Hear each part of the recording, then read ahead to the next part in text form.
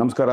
ಕಳೆದ 3-4 ದಿನಗಳ ಹಿಂದೆ ತಮಿಳುನಾಡಿನ ವಿಧಾನಸಭಾ ಕಾರ್ಯಕ್ರಮದಲ್ಲಿ ಅಂದರೆ ನೂತನ ಶಾಸಕರ ಪ್ರಮಾಣ ವಚನ ಸ್ವೀಕಾರ ಸಮಾರಂಭದಲ್ಲಿ ಈಗಿನ ತಮಿಳುನಾಡಿನ ವಿಧಾನಸಭೆಯ ವಿರೋಧ ಪಕ್ಷದ ನಾಯಕರಾಗಿ ಆಯ್ಕೆಯಾಗಿರ್ತಕ್ಕಂಥ ಉದಯನಿಧಿ ಸ್ಟಾಲಿನ್ ಅವರು ಸಹಜವಾಗಿ ಈ ಹಿಂದೆ ಅವರು ಆಡ್ತಾ ಇದ್ದಂಥ ಹಿಂದೂ ವಿರೋಧಿ, ಸನಾತನ ಧರ್ಮ ವಿರೋಧಿ ಮಾತುಗಳನ್ನು ಸಭೆಯಲ್ಲಿ ಆಡುವಂಥ ಒಂದು ಕೆಲಸವನ್ನ ಮಾಡೋದ್ರ ಮೂಲಕ ಈ ದೇಶದ ಬಹುಸಂಖ್ಯಾತರ ಭಾವನೆಗಳಿಗೆ ದೊಡ್ಡ ಮಟ್ಟದ ಧಕ್ಕೆಯನ್ನ ತರುವಂತ ಕೆಲಸವನ್ನ ಮಾಡಿದ್ದಾರೆ. ಸನಾತನ ಧರ್ಮವನ್ನ ಶಾಶ್ವತವಾಗಿ ನಾಶ ಮಾಡಬೇಕು ಅನ್ನೋ ಒಂದು ಕರೆಯನ್ನ ತಮಿಳುನಾಡಿನ ಜನರಿಗೆ ಅವರು ಬಹಿರಂಗವಾಗಿ ಕೊಡುವಂತ ಒಂದು ಕೆಲಸವನ್ನ ಅವರು ಮಾಡಿದ್ದಾರೆ. ಅವರು ಇನ್ನೂ ಬುದ್ಧಿ ಕಲ್ತಾಗಿಲ್ಲ. ಕಳೆದ ವಿಧಾನಸಭೆ ಚುನಾವಣೆಯಲ್ಲಿ ತಮಿಳುನಾಡು ರಾಜ್ಯದ ಮತದಾರ ಪ್ರಭುಗಳು ಇದೇ ಸ್ಟಾಲಿನ್ ಅವರ ಸನಾತನ ಧರ್ಮ ವಿರೋಧಿ, ಹಿಂದೂ ಧರ್ಮ ವಿರೋಧಿ ಹೇಳಿಕೆಗಳಿಂದ ಯಾವ ರೀತಿಯ ಪಾಠವನ್ನ ಕಲಿಸಿದ್ದಾರೆ ಅನ್ನೋದನ್ನ ಅವ್ರು ಇನ್ನೂ ಅರ್ಥ ಮಾಡ್ಕೊಳ್ದೆ ಈ ರೀತಿಯ ಸನಾತನ ಧರ್ಮ ವಿರೋಧಿ, ಹಿಂದೂ ಧರ್ಮ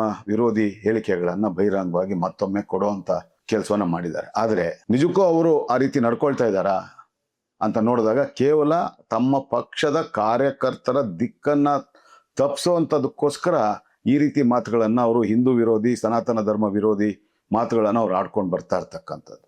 ಸ್ವತಃ ಅವ್ರಿಗೆ ಸಾಧ್ಯ ಇದ್ರೆ ಉದಯನಿಧಿ ಅವ್ರಿಗಾಗ್ಲಿ ಅಥವಾ ಅವ್ರ ತಂದೆ ಸ್ಟಾಲಿನ್ ಅವ್ರಿಗಾಗ್ಲಿ ಅವ್ರಿಗೆ ಸಾಧ್ಯ ಇದ್ದಿದ್ರೆ ಅವರ ಮನೆಯಲ್ಲೇ ಮೊದಲು ಸನಾತನ ಧರ್ಮದ ನಾಶಕ್ಕೆ ಅವ್ರು ಪ್ರಯತ್ನ ಪಡಬೇಕಾಗಿತ್ತು. ಹಿಂದೂ ಧರ್ಮದ ಅವಲಂಬನೆಗೆ ಅವರ ಮನೆಯಲ್ಲಿ ಅವಕಾಶ ಮಾಡಿಕೊಡ್ಬಾರ್ದಾಗಿತ್ತು. ಯಾತಕ್ಕೆ ಅಂತಂದ್ರೆ ಅವರ ಉದಯನಿಧಿ ಸ್ಟಾಲಿನ್ ಅವರ ತಾತ ಕರುಣಾನಿಧಿ ಅವರ 3 ಧರ್ಮಪತ್ನಿಯರು, ರಾಜಾತಿ ಅಮ್ಮಾಳ್ ಇರ್ಬೋದು, ಅಥವಾ ಇವರ ಅಜ್ಜಿ ದಯಾಳು ಅಮ್ಮಾಳ್ ಇರ್ಬೋದು, ಅಥವಾ ಪದ್ಮಾವತಿ ಅಮ್ಮಾಳ್ ಇರ್ಬೋದು, ಅವರೆಲ್ಲ 3 ಜನ ಮಹಾನ್ ದೈವ ಭಕ್ತರಾಗಿದ್ದಂಥವ್ರು.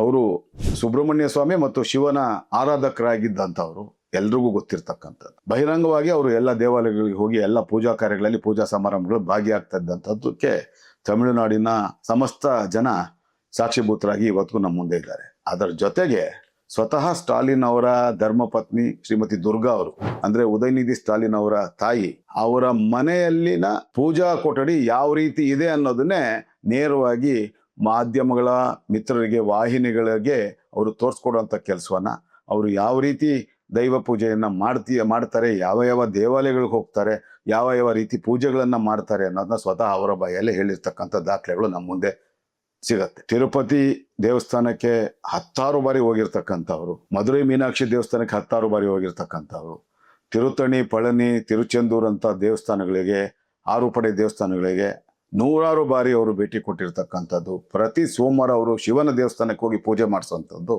ಸಹಜವಾಗಿ ನಡ್ಕೊಂಡ್ ಬರ್ತಾ ಇರ್ತಕ್ಕಂಥದ್ದು. ಅಂತಹ ಸಂದರ್ಭದಲ್ಲಿ ಅವರ ಮನೆಯಲ್ಲೇ ಹಿಂದೂ ಧರ್ಮದ ಆಚರಣೆ ದೊಡ್ಡ ಮಟ್ಟಕ್ಕೆ ನಡೀತಾ ಇದ್ರು ಕೂಡ ಅದನ್ನ ಜನರಿಂದ ಮರೆಮಾಚುವಂತ ವ್ಯರ್ಥ ಪ್ರಯತ್ನವನ್ನ ಸ್ಟಾಲಿನ್ ಮತ್ತೆ ಅವರ ಮಗ ಉದಯನಿಧಿ ಅವರು ಮಾಡ್ಕೊಂಡು ಬರ್ತಾ ಇರ್ತಕ್ಕಂಥದ್ದು. ಈ ಮೂಲಕ ಅವರು ಜನರಿಗೆ ಹಾಸ್ಯಾಸ್ಪದ ಕೇಂದ್ರಕ್ಕೆ ಅವರು ಕಾರಣೀಭೂತರಾಗಿರ್ತಕ್ಕಂಥದ್ದು. ಇನ್ನೊಂದು ಮಾತು, ಉದಯನಿಧಿ ಅವರಿಗೆ ಅಥವಾ ಕರ್ನಾಟಕ ರಾಜ್ಯದಲ್ಲಿ ಇರ್ತಕ್ಕಂಥ DMK ಪಕ್ಷದ ಕಾರ್ಯಕರ್ತರಿಗೆ ಅಥವಾ ತಮಿಳುನಾಡಿನ ನಮ್ಮ ಆತ್ಮೀಯರಾಗಿರ್ತಕ್ಕಂಥ ತಮಿಳುನಾಡಿನ ಬಹಳಷ್ಟು ಜನ ಮುಖಂಡರುಗಳಿದ್ದಾರೆ, ಅವ್ರಿಗೆಲ್ಲ ನಾನು ಕೇಳ್ಕೊಳ್ಳುವಂಥದ್ದು, ಉದಯನಿಧಿ ಅವರು ಬಹಿರಂಗವಾಗಿ ಒಂದು ಪ್ರಶ್ನೆಯನ್ನ ಕೇಳ್ತೀನಿ, ಅದಕ್ಕೆ ಅವರು ಉತ್ತರ ಕೊಡಕ್ ಸಿದ್ಧರಾಗಿದ್ದಾರಾ ಅಂತ. ಏನು ಅಂತಂದ್ರೆ 2023 ಮಾರ್ಚ್ 14, 15, 16ರಂದು ಸ್ವತಃ ಸ್ಟಾಲಿನ್ ಅವರು ಅವರ ಜ್ಯೋತಿಷಿಗಳು ಹೇಳಿದ್ರು ಅಂತ ಹೇಳಿ ಅವರಿಗೆ ಸ್ವತಃ ಸರ್ಪ ಸಂಸ್ಕಾರ ಮತ್ತು ನಾಗ ಪ್ರತಿಷ್ಠಾಪನೆ ಕಾರ್ಯವನ್ನ ಖುದ್ದು ಕುಕ್ಕೆ ಸುಬ್ರಹ್ಮಣ್ಯ ಕ್ಷೇತ್ರದಲ್ಲಿ ಮಾಡಬೇಕು ಅಂತ ಹೇಳಿ ಅವ್ರು ಹೇಳಿದಾಗ ಸ್ವತಃ ಸ್ಟಾಲಿನ್ ಅವರು, ನಾನು ಈಗಾಗಲೇ ಹೇಳಿದಾಗ 2023 ಮಾರ್ಚ್ 14, 15, 16ರಂದು ಸುಬ್ರಹ್ಮಣ್ಯದಲ್ಲಿರ್ತಕ್ಕಂಥ 4 ಸ್ಟಾರ್ ಹೋಟೆಲ್, ಒಂದೇ ಒಂದು 4 ಸ್ಟಾರ್ ಹೋಟೆಲ್, ಅದು ಹೋಟೆಲ್ RM ಸುಬ್ರಹ್ಮಣ್ಯ ಅಂತ ಹೇಳಿ, ಅದರ ಮೊದಲನೇ ಮಹಡಿಯಲ್ಲಿ ಅವರು 3 ದಿನಗಳ ಕಾಲ ಅಲ್ಲೇ ತಂಗಿದ್ದು ಸುಬ್ರಹ್ಮಣ್ಯ ಕ್ಷೇತ್ರದಲ್ಲಿ ಸರ್ಪ ಸಂಸ್ಕಾರ ಕಾರ್ಯವನ್ನ, ನಾಗ ಪ್ರತಿಷ್ಠಾಪನೆ ಕಾರ್ಯವನ್ನ 3 ದಿನಗಳ ಕಾಲ ಸ್ವತಃ ಅವರೇ ಎಲ್ಲ ಹಿಂದೂ ಧರ್ಮದ ವಿಧಿವಿಧಾನಗಳ ಮೂಲಕ ಆಚರಣೆ ಮಾಡಿ ಅವ್ರು ಬಂದಿದ್ದಾರೆ. ಈ ಎಲ್ಲ ಕಾರ್ಯಗಳಿಂದ ಮತ್ತು ಸ್ವತಃ ಸ್ಟಾಲಿನ್ ಅವರ ಧರ್ಮಪತ್ನಿ ಶ್ರೀಮತಿ ದುರ್ಗಾರವರ ಪೂಜೆ ಪುನಸ್ಕಾರಗಳಿಂದಾಗಿನೇ ಅವ್ರಿಗೆ ಇವತ್ತು ಇಷ್ಟು 60-70 ಸ್ಥಾನಗಳೇನಾದ್ರು ಸಿಕ್ಕಿದ್ರೆ ಅದಕ್ಕೆ ಕಾರಣ ನೇರವಾಗಿ ಆ ಮಹಾತಾಯಿ ಮಾಡ್ತಾ ಇರ್ತಕ್ಕಂಥ ಪೂಜೆ ಪುನಸ್ಕಾರಗಳೇ ಕಾರಣ. ಅವರು ಮಾಡ್ತಾ ಇರ್ತಕ್ಕಂಥ ಹಿಂದೂ ವಿರೋಧಿ, ಹಿಂದೂ ದೇವರ ನಿಂದನೆ ಕಾರ್ಯಗಳಿಂದಾಗಿ ಇವತ್ತು ಅಷ್ಟು ಪ್ರಮಾಣದ ಸ್ಥಾನಗಳನ್ನ ಕಳ್ಕೊಳ್ಳೋ ಅಂತ ಪರಿಸ್ಥಿತಿಗೆ ಬಂದಿದ್ದಾರೆ. ರಾಜಕೀಯವಾಗಿ ಸ್ವಲ್ಪ ಆದ್ರೂ ಅಸ್ತಿತ್ವ ಉಳಿಸ್ಕೊಂಡಿದ್ದಾರೆ ತಮಿಳುನಾಡಲ್ಲಿ. ಅದಕ್ಕೆ ನೇರವಾಗಿ ಆ ಮಹಾತಾಯಿ ಮಾಡ್ತಾ ಇರ್ತಕ್ಕಂಥ ಶ್ರದ್ಧೆ, ಪೂಜೆ ಪುನಸ್ಕಾರ ಹಿಂದೂ ದೇವ್ರ ಮೇಲೆ ಅವರಿಟ್ಟಿರ್ತಕ್ಕಂಥ ನಂಬಿಕೆ ಅದು ಇವರಿಬ್ಬರನ್ನು ಕಾಪಾಡ್ತಾ ಇದೆ ಅಂತ ಹೇಳಿ ನಾನು ಅವರಲ್ಲಿ ಮನವರಿಕೆ ಮಾಡಿಕೊಡ್ತಾ, ಇಂತಹ ನೂರಾರು ಜನ ಸ್ಟಾಲಿನ್ಗಳು ಹುಟ್ಟು ಬಂದರೂ ಕೂಡ, ಇಂತಹ ನೂರಾರು ಉದಯನಿಧಿ ಸ್ಟಾಲಿನ್ಗಳು ಬಂದರೂ ಕೂಡ ಹಿಂದೂ ಧರ್ಮದ ಅವಸಾನ, ಸನಾತನ ಧರ್ಮದ ಅವಸಾನ ಎಂದಿಗೂ ಸಾಧ್ಯ ಇಲ್ಲ.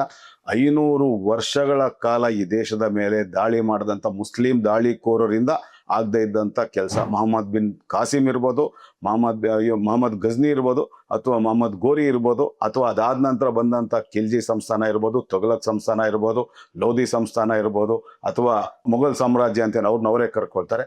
ಇಂತಹ ನೂರಾರು ಸಂಸ್ಥಾನಗಳು ದೇಶವನ್ನು, ನಿಜಾಮರು ಇರ್ಬೋದು, ಬಹಮನಿ ಸುಲ್ತಾನ್ ಇರ್ಬೋದು, ಗುಲ್ಬರ್ಗದ ಸಂಸ್ಥಾನ ಇರ್ಬೋದು, ಇವರೆಲ್ಲ ಹಿಂದೂಗಳ ಮೇಲೆ ದಬ್ಬಾಳಿಕೆಯ ಆಳ್ವಿಕೆ ಮಾಡಿದ್ರು ಕೂಡ ಹಿಂದೂ ಧರ್ಮದ ಅವಸಾನ ಅವರಿಂದ ಆಗಲಿಲ್ಲ. ಅದೇ ರೀತಿ 2 ಶತಮಾನಗಳಷ್ಟು ಸುದೀರ್ಘ ಕಾಲ ಈಸ್ಟ್ ಇಂಡಿಯಾ ಕಂಪನಿ ಮೂಲಕ ಬ್ರಿಟಿಷರು ಭಾರತದ ಮೇಲೆ ನಡೆಸಿದಂಥ ದಬ್ಬಾಳಿಕೆ ಅಷ್ಟಿದ್ರೂ ಕೂಡ ಅವರು ಬಲವಂತವಾಗಿ ಮತಾಂತರಕ್ಕೆ ಪ್ರಚೋದನೆ ಮಾಡಿ ಕ್ರೈಸ್ತ ಧರ್ಮವನ್ನು ಇಲ್ಲಿ ಹಿಂದೂ ಧರ್ಮವನ್ನು ತೊಲಗಿಸಿ ಕ್ರೈಸ್ತ ಧರ್ಮವನ್ನು ಇಲ್ಲಿ ನೆಲೆಗೊಳ್ಳುವಂತ ಮಾಡಬೇಕು ಅಂತ ಅವರ ಪ್ರಯತ್ನ ಕೂಡ ಇಲ್ಲಿ ಅವರಿಗೆ ಯಶಸ್ಸು ಸಿಕ್ಕಲಿಲ್ಲ. ಇಂತಹ ಮುಸ್ಲಿಂ ದಾಳಿಕೋರರಿಂದ ಆಗದೆ ಇರುವಂಥ ಕೆಲಸ, ಬ್ರಿಟಿಷರ ಆಳ್ವಿಕೆಯಿಂದ ಆಗದೆ ಇರುವಂಥ ಕೆಲಸ, ಸನಾತನ ಧರ್ಮದ ನಿರ್ಮೂಲನೆ ಸಾಧ್ಯ ಆಗದೆ ಇರ್ತಕ್ಕಂಥ ಕೆಲಸ ನಿಮ್ಮಂಥವರಿಂದ ಸಾಧ್ಯ ಇಲ್ಲ. ಈ ಪ್ರಪಂಚ ಎಲ್ಲಿ ತನಕ ಇರುತ್ತೆ ಅಲ್ಲಿಯ ತನಕ ಹಿಂದೂ ಧರ್ಮ ಬೆಳೀತಾ ಹೋಗುತ್ತೆ. ಅದಕ್ಕೆ ಸಾಕ್ಷಿ ಅಂತಂದರೆ ಇವತ್ತು ರಷ್ಯಾ ದೇಶದ ಬಹಳಷ್ಟು ಭಾಗಗಳು, ಚೀನಾ ದೇಶದ ಕೆಲವೊಂದಷ್ಟು ಭಾಗಗಳು, ದಕ್ಷಿಣ ಆಫ್ರಿಕಾದ ಎಲ್ಲ ದೇಶಗಳು, ಹಾಗೆ ವೆಸ್ಟ್ ಇಂಡೀಸ್ ಅಂತ ನಾವೇನು ಕರಿತೀವಿ ಆ ಜಮೈಕಾದಂಥ ರಾಷ್ಟ್ರಗಳು ಸೇರಿದಾಗೆ ದಕ್ಷಿಣ ಅಮೆರಿಕದ ರಾಷ್ಟ್ರಗಳು ಇರ್ಬೋದು, ಯುರೋಪಿಯನ್ ರಾಷ್ಟ್ರಗಳಲ್ಲಿ ಇವತ್ತು ಹಿಂದೂ ಧರ್ಮ ವ್ಯಾಪಕವಾಗಿ ದೊಡ್ಡ ಪ್ರಮಾಣದಲ್ಲಿ ಬೆಳೆದು ನಿಂತಿರ್ತಕ್ಕಂಥದ್ದು. ಅಲ್ಲಿನ ಜನ ಹಿಂದೂ ಧರ್ಮದ ಅಲ್ಲಿರ್ತಕ್ಕಂಥ ಒಂದು ಸರಳತೆಗೆ ಮತ್ತು ಇಲ್ಲಿರ್ತಕ್ಕಂಥ ನಿಜವಾದ ಇಲ್ಲಿ ಪ್ರಾರ್ಥನೆಯಿಂದ ಸಿಗುವಂಥ ಅವರಿಗೆ ಏನು ಫಲ ಸಿಗುತ್ತೆ ಅದರಲ್ಲಿ ಬೇರೆ ಯಾವುದೇ ಧರ್ಮದಲ್ಲೂ ಸಿಗದಿರೋಷ್ಟು ನಮಗೆ ಒಂದು ನೆಮ್ಮದಿ ಮತ್ತು ನಮಗೆ ಫಲ ಸಿಗುವಂಥ ಕೆಲಸಗಳು ಕೇವಲ ಹಿಂದೂ ಧರ್ಮದಲ್ಲಿ ಮಾತ್ರ ಆಗತ್ತೆ ಅನ್ನೋ ಸತ್ಯವನ್ನು ಅರ್ಥ ಮಾಡಿಕೊಂಡು ಭಗವದ್ಗೀತೆಯಲ್ಲಿ ವಿಶೇಷವಾಗಿ ಹೆಚ್ಚಿನ ಅವರು ಆಸಕ್ತಿಯನ್ನು ತೋರಿಸಿ ಇವತ್ತು ವಿಶ್ವದ ಬಹಳಷ್ಟು ರಾಷ್ಟ್ರಗಳಲ್ಲಿ ಹಿಂದೂ ಧರ್ಮಕ್ಕೆ ಸಂಬಂಧಪಟ್ಟ ಬೆಳವಣಿಗೆ ಅತ್ಯಂತ ವೇಗವಾಗಿ ಆಗ್ತಾ ಇರ್ತಕ್ಕಂಥದ್ದು. ಇಂಥ ಸ್ಟಾಲಿನ್ ಆಗಲಿ ಉದಯನಿಧಿಯಿಂದಾಗಲಿ ಯಾವುದೇ ಕವಡೆ ಕಾಸ್ಟ್ನಷ್ಟು ಸಾಸಿವೆ ಕಾಳಿನಷ್ಟು ಕೂಡ ಹಿಂದೂ ಧರ್ಮಕ್ಕೆ ಅವರಿಂದ ತೊಂದರೆ ಆಗ್ಲಿಕ್ಕೆ ಸಾಧ್ಯ ಇಲ್ಲ. ಅಂಥದ್ರಲ್ಲಿ ಉದಯನಿಧಿಯವರಾಗಲಿ ಸ್ಟಾಲಿನ್ ಅವರು ಕೇವಲ ಕನಸನ್ನು ಕಾಣಬೇಕು, ಸನಾತನ ಧರ್ಮವನ್ನು ನಾಶ ಮಾಡ್ತೀವಿ ಅಂತೇಳಿ. ಸಾಧ್ಯ ಇದ್ದರೆ ಅವರು ಮನೆಯಲ್ಲಿ ಅದರ ನಾಶಕ್ಕೆ ಮೊದಲು ಪ್ರಯತ್ನ ಪಟ್ಟು ಯಶಸ್ವಿಯಾಗಲಿ, ಆ ನಂತರ ಅದನ್ನು ನಾಡಿಗೆ ದೇಶಕ್ಕೆ ವಿಸ್ತರಿಸುವಂಥ ಒಂದು ಹೇಳಿಕೆಗಳನ್ನು ಅಥವಾ ಪ್ರಯತ್ನವನ್ನು ಅವ್ರು ಮಾಡಲಿ ಅಂತ ಹೇಳಿ ನಾನು ಅವರಿಗೆ ಎಚ್ಚರಿಕೆಯನ್ನು ಕೊಡ್ತಾ ನನ್ನ ಮಾತು ಮುಗಿಸ್ತೀನಿ. ನಮಸ್ಕಾರ. ಜೈ ಹಿಂದ್, ಜೈ ಕರ್ನಾಟಕ.